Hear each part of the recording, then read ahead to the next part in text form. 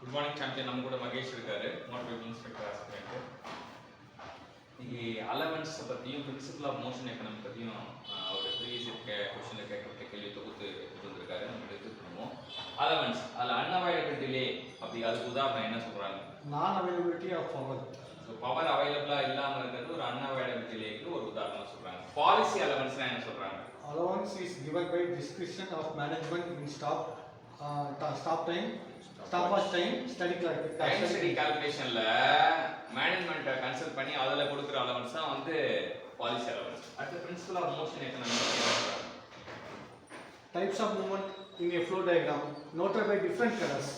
So principle of motion எக்கனாமியில் first வந்து சொல்கிற இது வந்து types of movement in flow diagram வரையும் போது டிஃப்ரெண்ட் கலரில் நோட் பண்ணுங்கன்னு சொன்னது வந்து 2018 கேட்கப்பட்ட கேள்வி.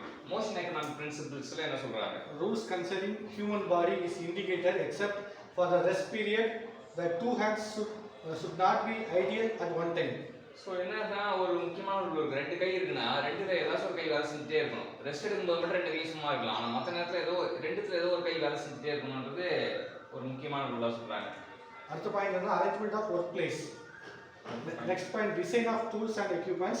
Next point, use of human body. இதெல்லாம் மோஷன் எக்கனாமிக் பிரின்சிபிள்ல நம்ம சொல்றது. ஃபர்ஸ்ட் வந்து ரெஸ்ட் பீரியடை தவிர்த்து மற்ற நேரத்தில் ஏதாச்சும் ஒரு கை இயங்கிட்டே இருக்கணும்.